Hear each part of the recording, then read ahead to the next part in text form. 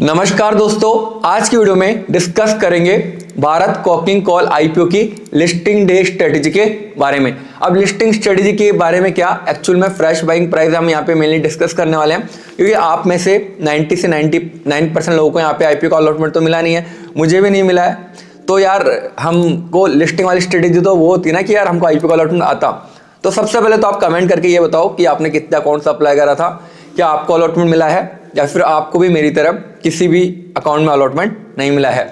यहाँ पे इसके करंट ग्रे मार्केट प्रीमियम भी डिस्कस करेंगे, कंपनी के फाइनेंशियल कैसे निकल के आ रहे हैं और लॉन्ग टर्म में कंपनी कैसा परफॉर्म कर सकती है, इसके हम फंडामेंटल फाइनेंशियल से यहाँ पर समझने की कोशिश करेंगे, प्रिडिक्शन करने की कोशिश करेंगे। तो ज़्यादा टाइम वेस्ट करता हूँ। सबसे पहले अगर आपने इन्वेस्टर राशि यूट्यूब चैनल को सब्सक्राइब नहीं किया, देखो जितने भी वीडियो आ रहे हैं वो आप ही की रिक्वेस्ट में बना रहा हूँ, तो सब्सक्राइब कर लो, बेल आइकन को दबा लो। और यहाँ पे आप डिस्क्लेमर जरूर से पढ़ लेना कि ये वीडियो केवल एजुकेशनल पर्पस के लिए है, कोई बाय सेल रिकमेंडेशन नहीं है। कोई भी फाइनेंशियल डिसीजन लेने से पहले अपने फाइनेंशियल एडवाइजर से जरूर कंसल्ट कर लें। तो यहाँ पे जो बीसीसीएल आईपीओ है, यहाँ पे हमारा आपको पता ही है कि इसका अलॉटमेंट आ चुका है। अगर आपको अभी तक चेक करने का मौका नहीं मिला है तो मैंने अपने टेलीग्राम चैनल पे वेबसाइट का लिंक डाल दिया है, यहाँ पे नहीं डाल सकता तो वेबसाइट पे डाल दिया है। तो आप टेलीग्राम चैनल पे जाकर उस वेबसाइट पे चेक कर सकते हो अपनी डिटेल्स डालकर कि आपको अलॉटमेंट आया है नहीं आया है, और टेलीग्राम चैनल का लिंक आपको डिस्क्रिप्शन में मिल जाएगा। अब बात करते हैं ग्रे मार्केट प्रीमियम की, क्योंकि ग्रे मार्केट प्रीमियम एक टाइम पे काफी शानदार चली थी 75%, उसके बाद गिरते गिरते यहाँ पे 40% तक भी पहुंच गई थी। पर फिलहाल आपके लिए गुड न्यूज़ ये है कि यहाँ पर जो इसकी ग्रे मार्केट प्रीमियम है वो रिकवर होके 60% पे पहुंच चुकी है। एक्चुअली में गुड न्यूज़ नहीं है, बैड न्यूज़ है, क्योंकि 90% लोगों को तो यहाँ पे अलॉटमेंट आया ही नहीं है। तो अब यहाँ पे हमारे पास एक ही ऑप्शन बचता है कि इसको हम लिस्टिंग के बाद बाय करें। और आपने एनएसटीएल के आईपीओ में देखा होगा, जहाँ पे लिस्टिंग के बाद एनएसटीएल के आईपीओ ने काफ़ी बम्पर रैली करी थी। सेम चीज़ आपने इरेडा के आईपीओ में भी देखी होगी, कंटिन्यूसली यहाँ पे हमको अपर सर्किट देखने को मिले थे। तो क्या यहाँ पे हमको बीसीसीएल के आईपीओ में भी ऐसा देखने को मिल सकता है? और मैं ऐसी बातें हवा में नहीं कर रहा, मैं ऐसी बातें इसलिए बता रहा हूँ क्योंकि यहाँ पर जो बीसीसीएल आईपीओ है ना, वो एनएसटीएल आईपीओ से एक चीज में बिल्कुल कॉमन है। वो इस चीज में कि यहाँ पे जो एनएसटीएल आईपीओ है उसमें भी 90% स्टेक प्रमोटर के पास था, और प्रमोटर ने आईपीओ में केवल 10% का माल यहाँ पर फ्री फ्लोट के लिए निकाला था। और बीसीसीएल आईपीओ में भी सेम चीज हमें देखने को मिल रही है कि यहाँ पे जो 13,000 करोड़ की कंपनी थी, तो प्रमोटर ने केवल अपना 10% स्टेक यहाँ पर ऑफलोड करा है। मतलब आप मान सकते हैं आईपीओ की साइज 1070 करोड़ थी, और शेयर मार्केट में ना 1070 करोड़ रुपए कुछ भी नहीं होता, उसमें से भी 30% क्यूआईबी के पास होगा। तो यहाँ पे रिटेलर्स के पास केवल 600 से 700 करोड़ का माल होगा। और होता क्या है कि जब डिमांड ज्यादा होती है और सप्लाई कम होती है, क्योंकि प्रमोटर तो बेचेंगे नहीं 90%, और क्यूआईबी का भी लॉक इन पीरियड रहेगा 30 दिन का 90 दिन का, तो वो तो आके यहाँ पे सेल करेंगे नहीं, तो यहाँ पर केवल रिटेलर्स के पास माल रह जाएगा। तो यहाँ पे हमें क्या इस कंपनी में इतना दम है कि हमको यहाँ पर डिमांड देखने को मिल सकती है लिस्टिंग वाले दिन। और बात करेंगे सबसे पहले, एक मैं आपको इंपॉर्टेंट चीज तो बताना भूल गया कि यहाँ पे अभी जो महाराष्ट्र में इलेक्शन चल रहे हैं या फिर महाराष्ट्र डे है, तो उस रीजन की वजह से यहाँ पर जो लिस्टिंग डेट है वो चेंज हो चुकी है। पहले यहाँ पे 16 जनवरी थी, अब यहाँ पे सीधा 19 जनवरी को इस आईपीओ की लिस्टिंग होने वाली है, क्योंकि बीच में सैटरडे संडे आ गया 17-18 का। तो अब इसकी लिस्टिंग होगी मंडे में को हमारे 19 जनवरी को हमारे इंडियन स्टॉक मार्केट में। तो यहाँ पे देखो सीधी सी बात है, 1071 करोड़ का आईपीओ था, पूरा ऑफर फोर सेल था, और यहाँ पे इसकी ग्रे मार्केट में अभी 60% की चल रही है। प्राइस बैंड जिसमें हमको यहाँ पे आईपीओ का एक शेयर मिला है वो यहाँ पे 23 रुपीज रहने वाली है। अब अगर हम इसकी ग्रे मार्केट प्रीमियम के हिसाब से कैलकुलेट करें, 23 रुपीज का अगर हम 60% निकालेंगे तो इसकी लिस्टिंग हमें यहाँ पर 37 मतलब 37 रुपए के आसपास होती हुई दिख सकती है। जीएमपी एक्चुअल में रूमर होता है, ऐसा नहीं है कि जीएमपी 60% चल रही है तो एग्जैक्ट 60% हो जाएगी, या इससे कम भी हो सकती है, इससे ज्यादा भी हो सकती है। तो सबसे पहले हम यहाँ पे कंपनी का बिजनेस समझेंगे, उसके बाद हम इसके फाइनेंशियल यहाँ पे देखते हैं। यहाँ पे आप देख सकते हो कंपनी 1972 में इनकॉर्पोरेट हुई थी। आपको पता ही है कि जो हमारी कोल इंडिया है, सबसे लार्जेस्ट कोल मैन्युफैक्चरिंग, तो उसकी यहाँ पे एक सब्सिडरी कंपनी है। यहाँ पे आप देख सकते हो ये प्रोडक्शन करती है कोकिंग कोल का, नॉन कोकिंग कोल का एंड वॉश कोल का। मतलब यहाँ पे जो कोयला है उसमें भी अलग अलग तरह के हमारे जो कोल है या फिर कोयला है वो होता है। तो कुछ डिफरेंट सेगमेंट का जो प्रोडक्शन है कोल का वो यहाँ पे भारत कोकिंग कोल कंपनी करती है। बात करेंगे इसके मार्केट कैप की आईपीओ से पहले, यहाँ पे इसका मार्केट कैप आप देख सकते हैं 10,700 करोड़ का निकल के आ रहा है। मतलब यहाँ पे एक स्मॉल कैप कंपनी है और अगर हम इसे लिस्टिंग के बाद भी अगर हम इसे कंसिडर करेंगे कि यार 60% लिस्टिंग, तो भी इसका मार्केट कैप बहुत ज़्यादा नहीं होगा, 16-17 हज़ार करोड़ का निकल के आएगा। मतलब इवन यहाँ पे ये स्मॉल कैप कंपनी रहेगी, मतलब यहाँ पे ये आगे जाकर मिड कैप कंपनी भी बन सकती है, लार्ज कैप कंपनी भी बन सकती है। पर क्या एक्चुअल में बन पाएगी? क्योंकि जो कोल है वो यहाँ पे दोस्तों आपको पता ही है कि इतना पोल्यूशन करता है, और ये एक नॉन ग्रीन एनर्जी सोर्स है एनर्जी का, और जो फ्यूचर है वो यहाँ पर ग्रीन एनर्जी सोर्सेज का है, जैसे कि सोलर है हमारा, यहाँ पे विंड पावर है, जैसे कि सुजलॉन इसका काम करती है। तो उस तरह का इसका बिजनेस नहीं है, तो इसका फ्यूचर में देखना पड़ेगा कि एक्चुअल में लॉन्ग टर्म में क्या है सस्टेन कर पाएगा। यहाँ पे आप देख सकते हैं जो सबसे शानदार चीज़ दी है वो दोस्तों इसकी प्राइस टू अर्निंग है। केवल 8 से 9 का प्राइस टू अर्निंग हमें आईपीओ से पहले देखने को मिल रहा है।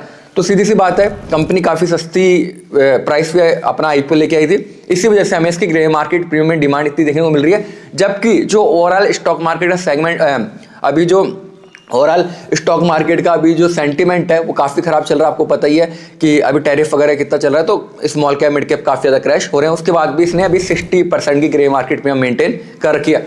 अब दिक्कत जो निकल के आ रही है वो इस कंपनी में मुझे एक ही लगी, मैं आपको दिखा देता हूँ कि यहाँ पे जो कंपनी का रेवेन्यू है वो यहाँ पर इतना स्पीडली ग्रो नहीं हो रहा है। हालांकि पीएससी कंपनी से हम ज़्यादा उम्मीद नहीं रखते, 10-15% 20% का होता है, पर ये उतना भी फिलहाल नहीं कर पा रही है। प्रॉफिट ग्रोथ तो हो, चलो रेवेन्यू में ग्रोथ नहीं हो, कंपनी का मिस अपने मार्जिन तो बढ़ा रही हो, पर वो भी हमें देखता हुआ नहीं मिल रहा है। यहाँ पे आप देख सकते हो लास्ट 3 साल में जो कंपनी का रेवेन्यू ग्रोथ है वो केवल 11% का है, मतलब कम है। मतलब आप अगर पीएसयू के हिसाब सोचोगे तो वहाँ तो ठीक लगेगा, पर लास्ट अगर आप 12 महीने को देखोगे ना तो फिर यहाँ पे आपको दिक्कत दिखनी नजर आएगी कि -3% मतलब डी ग्रोथ हुआ है रेवेन्यू में लास्ट ईयर के कंपैरिजन में। सेम चीज आपको नेट प्रॉफिट में देखने को मिलेगी। अगर हम लास्ट 3 ईयर का देखेंगे ना तो काफी एक्सीलेंट, काफी सुपर देखने को मिलेगा। 120% की ग्रोथ हुई है, जो कि पीएसयू कंपनी, खासकर पीएसयू कंपनी के हिसाब से ना काफी शानदार है। पर वहीं पे हम यहाँ पे टीटीएम मतलब यहाँ पे ट्रेलिंग 12 मंथ्स मतलब आज के दिन से लेकर पिछले के जो 12 मंथ है उसमें काउंट करेंगे तो यहाँ पे आपको -20% का डिक्लाइन देखने को मिला है नेट प्रॉफिट के अंदर। ठीक है, तो यहाँ पे एक बात तो देखो मैं आपको क्लियर समझाता हूँ कि जो भारत कोकिंग कॉल है ना, तो अगर आप इसे लॉन्ग टर्म का रखने का सोच रहे हो, ये सोच रहे हो कि यार मैं इसे बहुत लॉन्ग टर्म रख लूँ और ये फ्यूचर में मल्टीप्लायर बन जाएगा, मेरे हिसाब से क्योंकि ये एक नॉन यहाँ पर ग्रीन एनर्जी सोर्सेज है और कंपनी में इतनी ग्रोथ भी नहीं है, क्योंकि ग्रीन बिना जो नॉन ग्रीन एनर्जी के सोर्सेज होने भी नहीं वाली। पर लिक्विडिटी यहाँ पे काफ़ी कम है, मार्केट में फ्री फ्लोट यहाँ पे काफ़ी कम है। तो दो चीज़ें हैं, एक तो बात आती है लॉन्ग टर्म की, तो देखो सीधी सी बात है मैं इसे लॉन्ग टर्म तक रखने में बिल्कुल भी इंटरेस्टेड नहीं हूँ। मैं को नहीं लगता ये कंपनी बहुत अच्छा परफॉर्म कर पाएगी, क्योंकि एक तो पीएससी कंपनी है और अभी हमको अभी से देखने को मिल रहा है कि इसमें इतनी ग्रोथ नहीं है। पर कि लिस्टिंग के बाद इसमें हमें रैली देखने को मिल सकती है, क्योंकि हमको ये चीज़ एनएसटीएल में भी देखने को मिली थी और यहाँ पे हमको इरिडा में भी देखने को मिली थी। तो मेरे हिसाब से देखो कंफर्म तो कुछ भी नहीं है, पर चांसेस डेफिनेटली रहेंगे। तो मुझे आईपीओ आया तो नहीं है, तो पर मुझे अगर आईपीओ आता तो मैं उसे कितने टारगेट के लिए होल्ड रखता।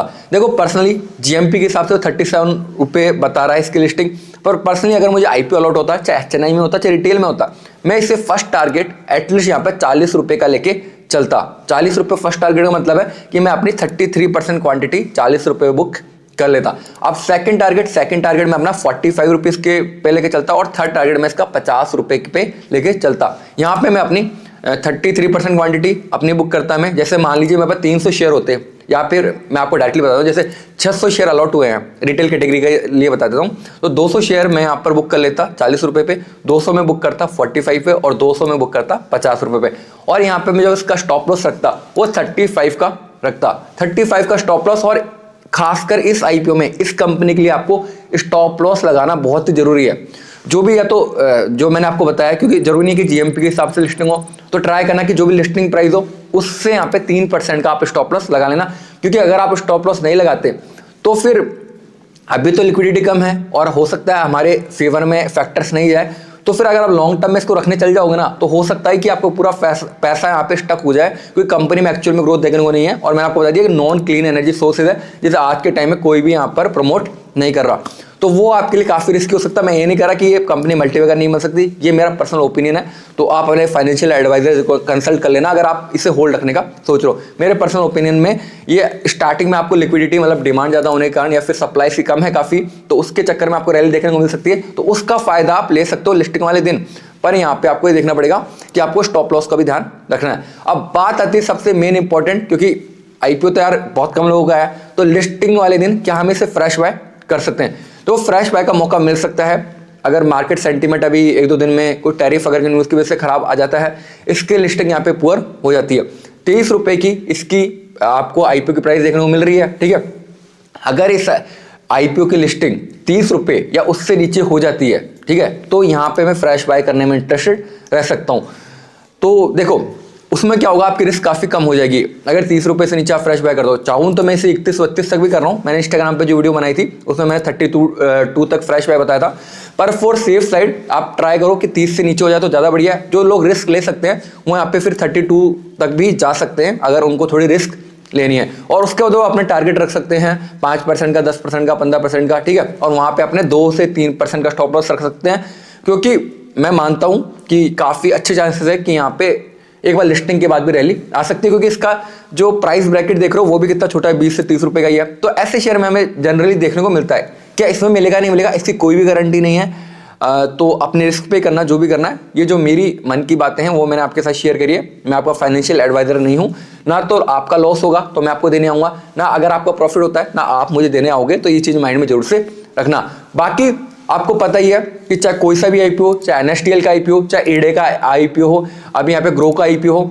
जो मेन वजह है जो लोगों ने पैसा कमाया ना, वो हमारी लाइव लिस्टिंग स्टडी से कमाए हैं, जो कि आपको लिस्टिंग वाले दिन ही देखने को मिलती है। मतलब आज तो देखो आप जब भी वीडियो देख रहे होंगे पर इसकी लिस्टिंग होगी 19 जनवरी को। जब 19 जनवरी को लिस्टिंग होती ना, तब हम यहाँ पे आपको सुबह 9 बजे 9:30 बजे आपको लाइव लिस्टिंग स्ट्रेटेजी देते हैं। उसकी लिस्टिंग को देखते हुए टेलीग्राम चैनल पे देते हैं जो कि आपके लिए फ्री है, व्हाट्सएप चैनल पे भी मिलता है जो कि अगेन आपके लिए फ्री है। और दोनों के लिंक आपको कहाँ मिलेंगे? आपको मिलेंगे डिस्क्रिप्शन में, आपको मिलेंगे पिन कमेंट सेक्शन में। तो काफ़ी लोग ऑलरेडी ज्वाइन है हमारे इंस्टाग्राम पे भी, आपको पता है काफ़ी अच्छे लोग हमें देखते हैं। अभी यूट्यूब पे एक साथ पंगा चलता रहता है, तो इंस्टाग्राम टेलीग्राम पे भी 85,000 से ज़्यादा मेंबर ज्वाइन है, व्हाट्सएप पे भी 30,000 से ज़्यादा ज्वाइन है।